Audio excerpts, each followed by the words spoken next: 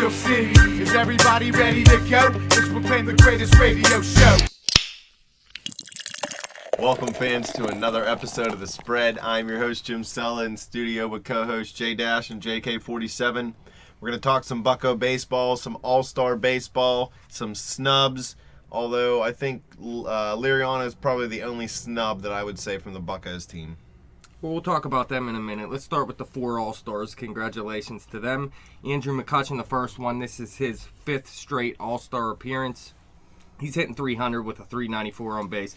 We said he got off to a slow start this season, and people thought his knee was causing him problems or whatever, but he's really on pace to do the same thing he's been doing pretty much the past few years.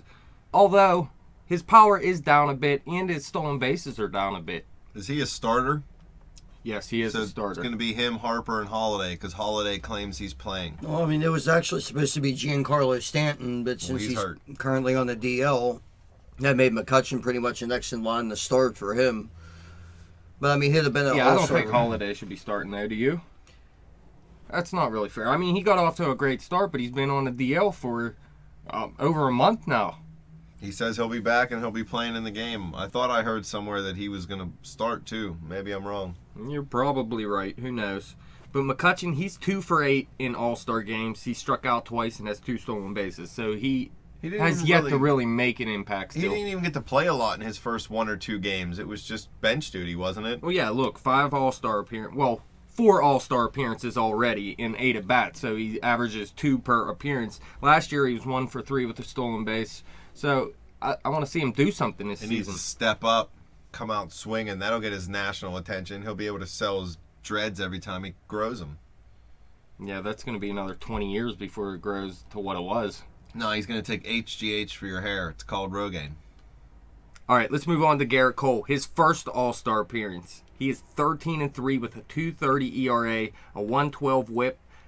In 117.1 innings pitched, he allowed just 103 hits, 30 earned runs, 7 home runs. He has a great walk rate, just 28 walks in 117.1 innings. That's beast mode. And 116 Ks, he's right up there at 1 K per inning. Look at this picture of him that we got over here. It looks like he's got to drop mad diesel while he's pitching.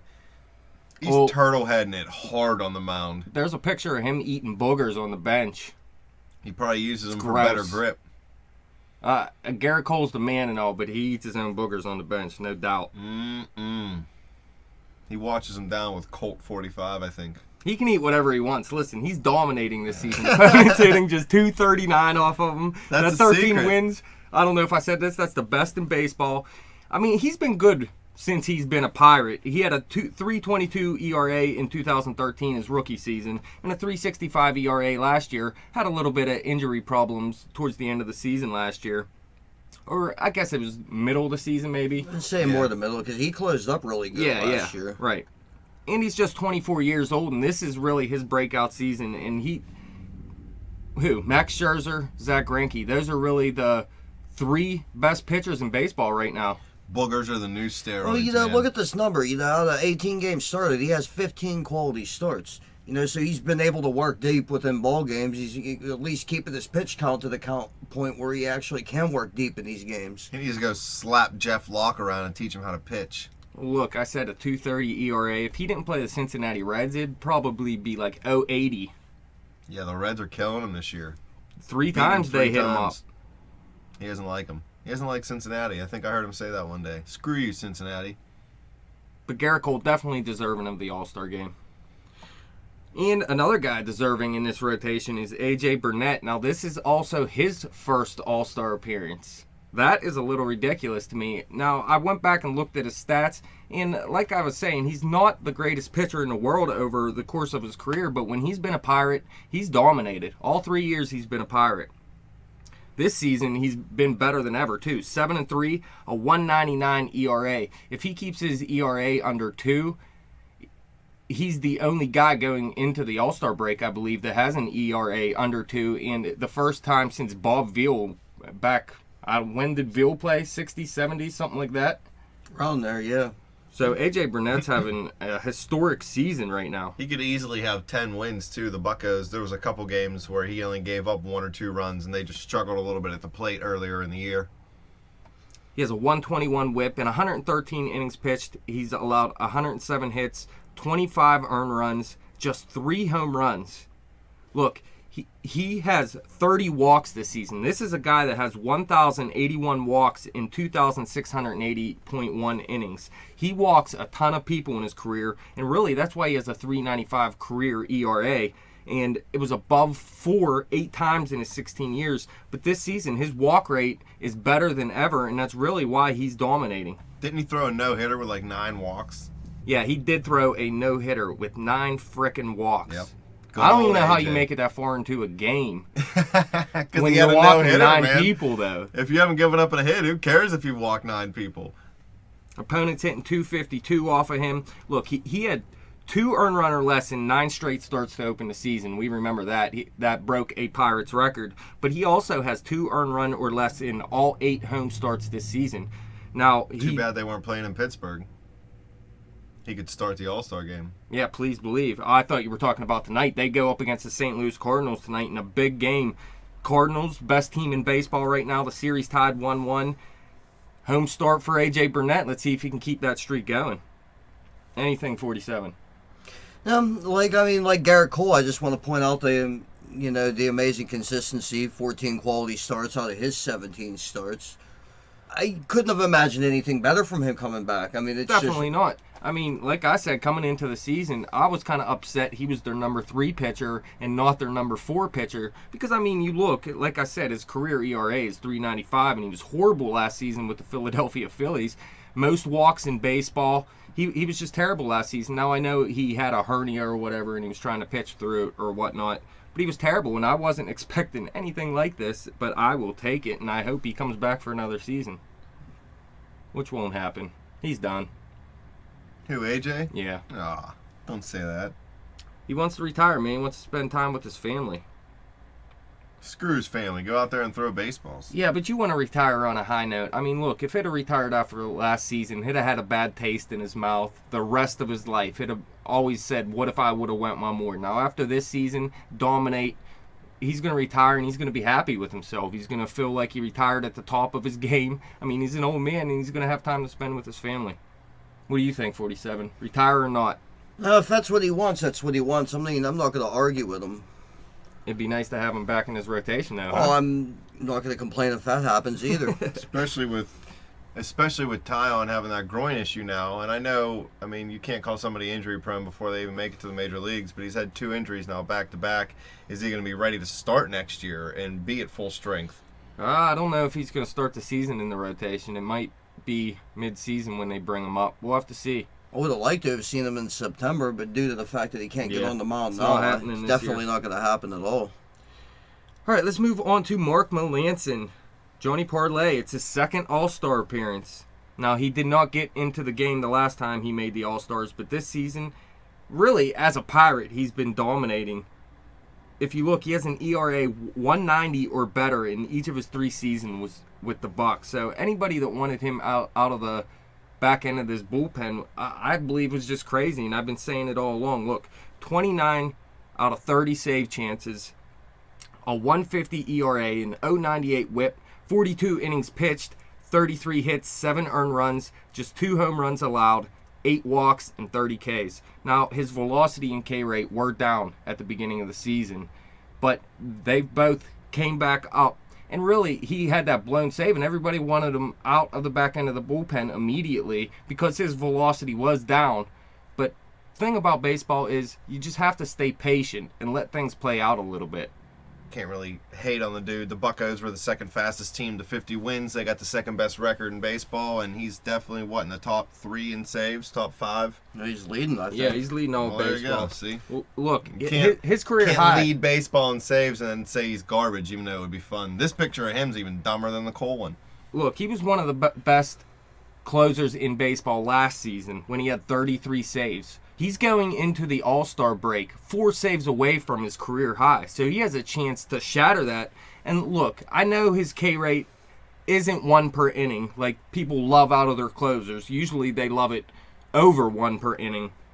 But look, he has 27 walks in 184 innings pitched as a Pirate over his 3 seasons. 27 walks.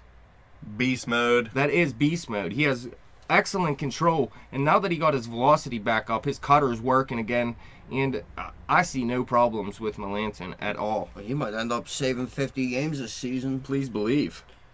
That'll set a Pirate record. Yeah. I thought 12 set a Pirate record. I think Mike Williams has the highest saves in Pirates history, doesn't he? Is it him or is it Hanrahan? I thought it was that Gonzalez guy. Mike Gonzalez. Yeah. Am I right about that? I'm you gonna say you looking that up I'm gonna over say there, it. Jim? No, you're just not even paying attention. I'm listening here talking about Mike Gonzalez, and I got no idea who the dude is, so I don't really need to worry about it. You're supposed to be working hard to find stats over there. I never claimed to be stat guy. At any rate, let's move on to the snubs. Francisco Cervelli, I believe he was having a great season. Look, he's thrown out the second most base runners behind only Derek Norris. He's hitting .291 with a .366 on base percentage. Just 4 home runs, but he has 9 doubles, a triple, 29 RBIs, 26 runs, a stolen base, 21 walks, and 50 Ks in 230 at-bats. He's already tied his career high in home runs. And he's only 36 at-bats below his previous career high. This is really a breakout season for Cervelli, and I believe he deserved to be in over Grandal. What do you think, 47? It's tough. I mean, Grandal has some pop in his bat. He's driving. Oh yeah, in he's a little bit good more player. runs. He's definitely a good offensive catcher, but Cervelli, he's great with the pitching staff. That's the reason we put Molina in, I thought. Well, I mean, you look at Molina and you look at Cervelli's stats. You know, they're actually pretty similar. Yeah, they are. In fact, Cervelli has been a little bit better, although Molina is more durable. He plays more than Cervelli does. So I see why you put Molina in, but I can't see how you keep Cervelli out. Look, this is his breakout year, like I was saying, but he is a career .281 hitter with a .353 on base percentage. So Cervelli can hit, and I expect him to keep hitting. And the first All-Star appearance is always the hardest, I guess. Well, I mean, I'm not gonna. I think Cervelli should have made it, but I mean, I'm not gonna argue with the pick of Molina. No, I'm not. I've actually always personally liked Molina myself. Yeah, anyway. and Molina has the history. He deserves to be in. I didn't think Cervelli was going to make it. I'm not saying he doesn't deserve it. I'm just saying I didn't think he was going to make it. The fans definitely weren't going to vote him in. Pittsburgh fans aren't Kansas City fans. They don't just vote everybody in. They actually have jobs to go to and things to do in their lives. And then the managers, I mean, this is Cervelli's first big year, really, as far as, I mean, especially in the National League because he came from the American League. So I just didn't think that he was going to get it. You knew Molina was getting in. The dude could have a broken leg and he's still going to get in. Posey's just beast. Grandal. Yeah, Posey got to be in. Molina got to be in. Grandal, I'm saying Cervelli deserved to be in more than Grandal did. I mean, the I way agree he he's deserved hitting- it. It just doesn't surprise me. Yeah, he didn't I get mean, it. I'm not going to be mad over it either. The first, like I said, the first one's always the hardest. Now, Grandal, he's going to have some national attention. You might see him start making more All-Star appearances. But Cervelli, if he keeps Block playing him. like this, he's going to get in eventually. But he got to stay healthy. This is a guy that really needs to stay healthy. And Cervelli probably hasn't played as much as any of the three. I mean, he gets taken out a little bit. Well, Yasmani. Oh yeah, you mean okay over a season? Yeah, right. I was The going to Bucks, say they Yasmani's rest still young in Cervelli his a little career. bit more than the average team does for their catcher. Right. 47. Who is the leader in saves for the Pirates? You found it. Mike Williams, 46 in 2002. Yeah. So Mark Melancon is on pace to break that record, though. And Mike Williams is garbage. Yes, he is. He's no Eric Gagne. All right, let's move on to. I just can't. I just got to comment on that because I didn't think I'd see a guy with 40 saves who would have an ERA over 6. In the same season, he had an ERA over 6. It might not have been that high. I might be exaggerating that a Yeah, little bit, but it I was was gonna pretty. say. It was pretty bad though. Yeah, that guy was garbage. That's why you don't see him now. He was an all-star. Well, I'm sure he was. That doesn't mean Yeah, the too Pirates much. had to though. send somebody to the All-Star game. Yeah, I remember when Carlos Garcia went to the All-Star I game. don't even know who that is, so. All right, let's move on to Starling Marte. I think this is the biggest snub out of any of the Pirates. Maybe Francisco Liriano, but Again, it's the young factor and I know some of these other guys are young, but he's not a big-time name. Pittsburgh's not a big-time market. He doesn't get the national stage, so he's really only getting Pittsburgh fans voting for him. And if that's not going to get him in, you got to hope you're one of the coaches' picks. Look, he's hitting 281, a 329 on base percentage. He has 13 home runs already. That's already tied his career high. 15 doubles, 48 RBIs. That is 8 under his career high. So he's driving in runs like never before. 44 runs, 16 stolen bases. That is just one away from Gregory Polanco for the team high. Polanco got off to a hot start on the bases, and really, he's been their biggest problem on the bases recently. I bet you if Marte, he finishes the season strong next year, if he has a similar season, he'll definitely make the All-Star game. Look, his on-base percentage is down from his past 2 seasons. He's not taking the walk as much, and he still strikes out a ton. But his speed is elite for sure. He has 99 stolen bases in 397 career games. He runs so fast, he has to flip over to slow down at the base, or he's just going to run past it. And look, like I was saying, Polanco's one of our problems on the base paths right now. Marte used to be that guy when he was younger in his career the past couple years. He's actually a better base runner now. I know he had that flip at second base, but that was, I mean, I'll never let him live it down. It was hilarious. Well, yeah, it was hilarious. It was just hilarious But the way it happened. He really hasn't cost them anything on the bases this season. He's actually been a plus on the bases. I want to see him pull Willie Mays Hayes and jump over the catcher on the way home one time. That'd be cool. 47, I got a question for you. Yes, sir. We have Starling Marte here. And last season, like I said, he's already hit his career high in home runs. He's 8 away from his career high in RBIs already. Now, in 2013, he had a 5.5 WAR. In 2014, he had a 5.1 WAR. Right now, he has a 2.3 WAR. So, he's on pace to have a lower WAR than he had in 2013 and 2014. But he's driving in a ton more runs, and he's scoring more runs. Why? Why is his WAR supposed to be lower? That's why I don't like paying attention to anything but the real stats of what they're doing. Well, you know what, though? I mean, that stat's going to fluctuate as he gets hot and as he gets cold. So, I mean, I'd like to think that... I mean, like I said, his on-base percentage is lower. Now, I love on-base percentage. You know I love the on-base percentage. But it's not that important where 26 points is going to cause your WAR to be that much lower. I mean, he's a much better hitter this season. He's just driving in more runs. He's more important to the offense. I just don't get it. I hate it. Well, if he ever finds a way to cut his strikeout rate, I'll tell you what, watch out. Yeah, he's striking out more, but does that matter if he's driving in a ton more runs and scoring runs?